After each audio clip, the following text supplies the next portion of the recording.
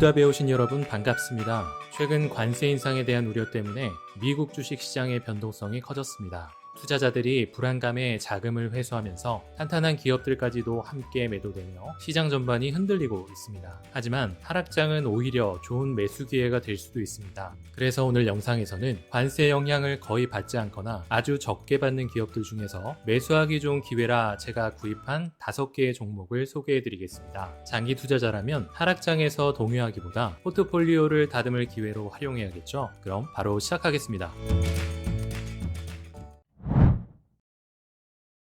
첫 번째 주식은 팔란티어입니다. 우선 팔란티어는 AI 기반 소프트웨어 기업으로 관세의 영향을 거의 받지 않는 기업입니다. 물리적인 제품을 생산하거나 수출입을 하지 않기 때문에 관세로 인해 직접적인 비용 부담을 지지 않죠. 하지만 관세가 부과되면 기업들의 생산 비용이 증가하기 때문에 더 효율적인 운영과 비용 절감은 필수가 됩니다. 바로 이 지점에서 팔란티어의 AI 솔루션이 대안이 될 수 있는데요. 실제 이런 이유로 미국 내에서 팔란티어 상업 고객 수는 지난해에만 무려 73% 증가하기도 했습니다. 생산성을 극대화하고 운영을 최적화하려는 움직임이 커지는 상황에서 팔란티어는 이를 지원할 새로운 AI 기반 제조 운영 시스템 워프스피드를 공개했습니다. 이 시스템은 생산, 테스트, 품질 관리, 자재 조달 등 제조 전반을 최적화하는 역할을 합니다.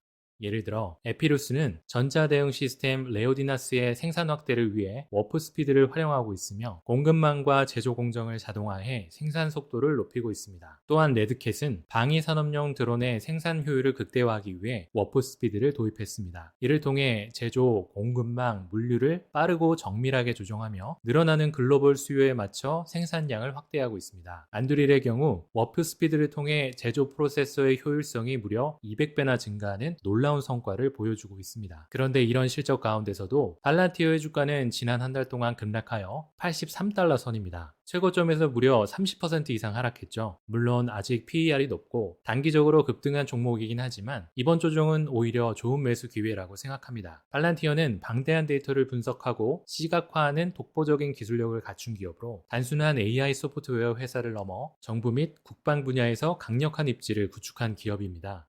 특히 미국 정부와의 긴밀한 협력 관계 덕분에 안정적인 수익원을 확보하고 있고 최근에는 상업 부문까지 빠르게 확장하면서 기업 고객층을 넓혀가고 있습니다. 기존 AI 기업들과는 차별화된 데이터 기반 AI 분석과 의사결정 지원 플랫폼을 보유하고 있다는 점에서 시장 경쟁력이 상당히 높다고 볼 수 있습니다. 이뿐만 아니라 팔란티어는 룰 오브 40 지표에서도 긍정적인 성과를 보였습니다. 룰 오브 40는 기업의 매출 성장률과 조정 영업이익률의 합이 40% 이상이면 우수한 기업으로 평가하는 지표입니다. 단순 PER로만 판단할 수 없을 때 사용하죠. 팔란티어는 지난 3분기에 이 지표가 68%였으나 4분기에는 81%까지 상승하며 수익성과 성장성 면에서 더욱 탄탄한 모습을 보여주었습니다. 이런 점들을 종합해 볼 때 저는 현재의 주가 조정을 팔란티어를 추가 매수할 좋은 기회로 판단하고 추가 매수하였습니다.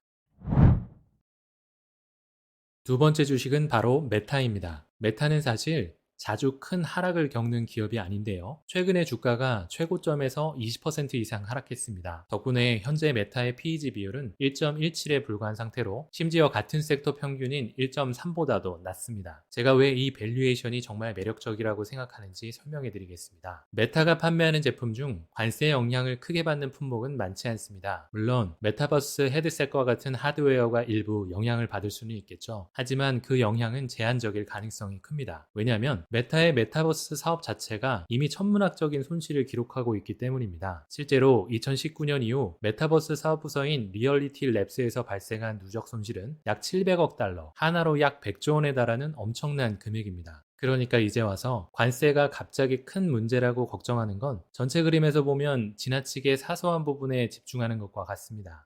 메타의 메타버스 사업이 막대한 손실을 내고 있는 것이 사실이지만 메타는 믿는 구석이 있었습니다. 바로 페이스북과 인스타그램 같은 소셜미디어 앱을 통해 엄청난 수익을 창출하고 있다는 겁니다. 얼마나 돈을 잘 벌고 있냐면 지난해에만 900억 달러가 넘는 운영 현금 흐름을 기록했습니다. 즉, 단 1년 만에 메타버스 사업에서 지난 6년간 발생한 손실을 모두 충당할 만큼의 이익을 벌어들인 셈입니다. 이 정도면 그야말로 어마어마한 수준이죠.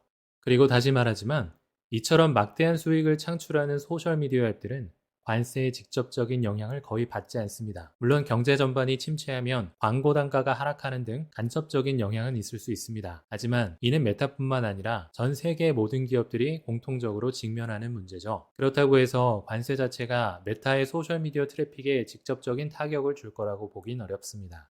오히려 이런 불확실한 시기일수록 사람들은 더 많은 이야기를 나누기 위해 소셜미디어를 찾을 가능성이 높습니다. 게다가 메타 앱들을 매일 사용하는 이용자 수는 무려 34억 명에 달합니다. 이는 전 세계 인구의 40% 이상이 페이스북, 인스타그램, 왓츠앱 등을 활용하고 있다는 뜻이죠. 여기에 더해 강력한 수익성, 메타버스를 통한 장기적인 성장 가능성, 그리고 최근 주가 하락으로 인해 더욱 매력적인 밸류에이션까지 갖추고 있습니다. 물론 현재 시장의 모든 종목들은 각자의 리스크를 안고 있습니다. 하지만 지난 영상에서 말씀드린 바와 같이 미래를 지배할 AI 주식 중 하나로 장기적인 관점에서는 메타가 결국 승자가 될 가능성이 높다고 생각합니다. 그렇기에 개인적으로 이 주식을 추가로 매수하고 있습니다.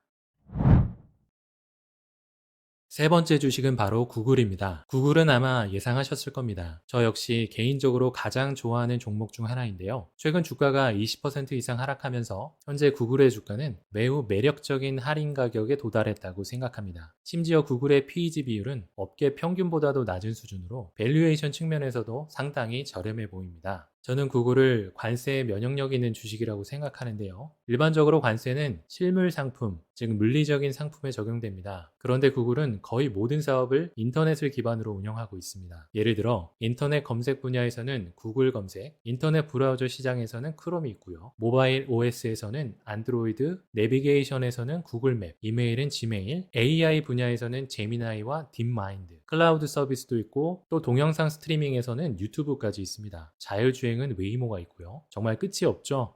구글도 픽셀폰이라는 일부 실물 제품을 판매하기도 합니다. 하지만 이런 제품들이 전체 매출에서 차지하는 비중은 매우 작습니다. 실물 제품에서 발생하는 매출은 구글이 디지털 광고에서 벌어들이는 엄청난 규모의 매출에 비하면 정말 미미한 수준일 뿐이죠. 당연히 경제가 패닉 상태에 돌입할 가능성이라든지 또는 구글의 모기업인 알파벳이 너무 커지고 시장을 독점한다는 이유로 여러 개의 작은 회사들로 쪼개질 위험이 있다는 점도 무시할 수는 없습니다. 하지만 저는 이미 과거에도 여러 번 말씀드렸듯이 개인적으로 장기적인 구글의 주주로서 이 기업을 계속해서 좋아할 겁니다. 심지어 구글이 여러 개의 개별 회사로 분리된다 하더라도 클라우드나 검색, 유튜브, 안드로이드 같은 개별 사업들도 각각 충분히 소유하고 싶을 만큼 매력적이라고 생각합니다.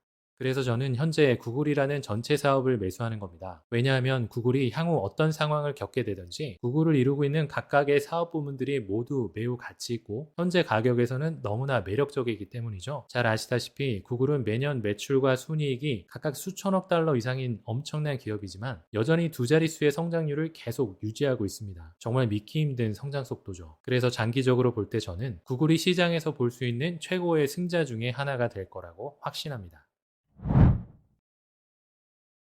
네 번째 주식은 바로 아마존입니다. 아마존은 저의 최근 영상에서 정말 많이 등장하고 있습니다. 그만큼 매수에 적합한 시기라고 생각이 드는데요. 지금부터 그 이유를 설명해 드리겠습니다. 사실 언뜻 생각해보면 세계 최대의 이커머스 기업인 아마존은 관세 때문에 엄청난 타격을 받을 수도 있을 것 같습니다. 왜냐하면 아마존에서 판매되는 많은 제품들이 중국을 포함해 해외에서 만들어지고 있기 때문이죠. 하지만 여기서 중요한 포인트가 있습니다. 아마존의 이익 대부분은 클라우드와 관련된 소프트웨어 매출에서 발생하고 있다는 겁니다. 아마존은 전 세계 클라우드 시장 점유율에서 1위를 차지하고 있습니다. 또 디지털 광고 사업도 빠르게 성장하고 있죠. 이 분야에서 구글과 메타의 시장 점유율을 조금씩 뺏어오면서 기존의 양강 체제를 이제는 3강 구도로 바꿔가고 있다는 겁니다. 애널리스트들은 아마존이 앞으로도 계속해서 디지털 광고 시장에서 점유율을 높여갈 것으로 예상하고 있습니다. 이것이 첫 번째 이유입니다.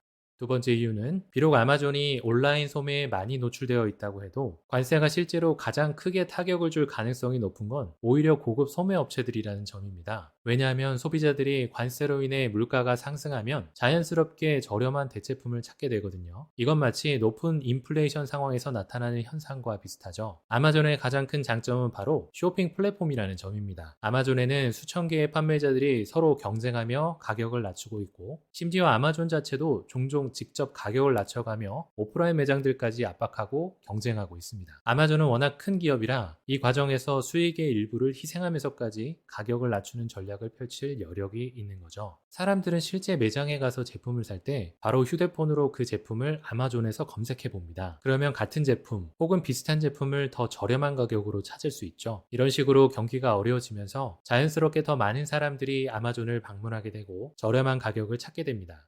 여기서 아마존은 입점 기업의 수수료를 챙긴다는 게 큰 장점이죠. 물론 아마존도 전체적으로 보면 관세의 영향을 아예 받지 않을 수는 없습니다. 그렇지만 제가 생각하기에는 사람들이 예상하는 것보다 훨씬 영향이 적을 거라고 봅니다. 그런데도 불구하고 아마존의 주가는 이미 최고점 대비 5분의 1 이상 하락한 상태죠. 솔직히 말씀드리지만 연간 매출이 5천억 달러가 넘는 엄청난 규모를 가지고 있으면서도 여전히 두 자릿수 성장률을 유지하고 있고 순이익 역시 작년 대비 거의 2배 가까이 급증한 이런 기업을 지금처럼 매력적인 가격대로 매수할 수 있는 기회는 흔히 오는 게 아닙니다. 이렇게 드물게 찾아온 이번 하락은 꼭 이용해 볼 만한 가치가 있는 기회라고 생각합니다. 그래서 저 역시 이번 기회를 놓치지 않고 아마존을 조금 더 추가 매수하고 있습니다.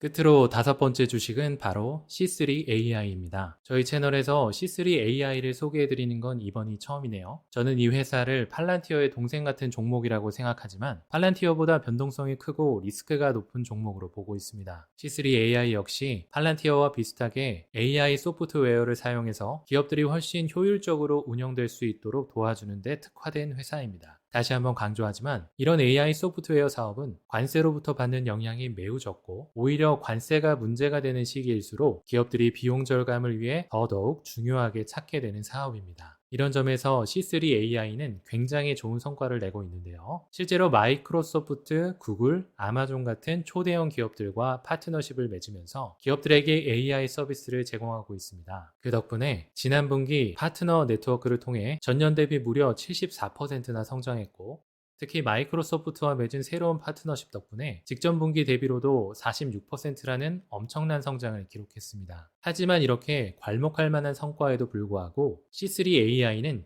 여전히 순이익을 내지 못하는 적자 기업입니다. 따라서 시장 전체가 침체될 때는 일반적으로 다른 기업들보다 더 큰 타격을 입곤 합니다. 투자자들이 더 안전한 선택지를 찾아 떠나기 때문이죠. 그래서 실제로 최근 주가 흐름을 보면 작년 말에 엄청난 상승세를 보였다가도 최근 들어서는 전체 가치의 절반 이상을 잃고 급격히 하락했습니다. 하지만 저는 개인적으로 이번 급락으로 인해 현재 주가는 충분히 매력적인 매수 기회라고 생각합니다. 사실 저는 C3AI를 제2의 팔란티어라고 보지는 않습니다. 굳이 그럴 필요는 없죠. C3AI는 팔란티어와 여러 유사점을 가지고 있지만 팔란티어 시가총액은 C3AI보다 무려 67배나 크고 주가 매출 비율 PSR 기준으로도 10배 정도 더 높은 수준입니다. 이러한 점을 감안하면 같은 섹터 내 시장 규모와 성장 가능성을 보았을 때 C3AI는 장기적인 관점에서 충분히 매력적인 기업이라고 생각합니다.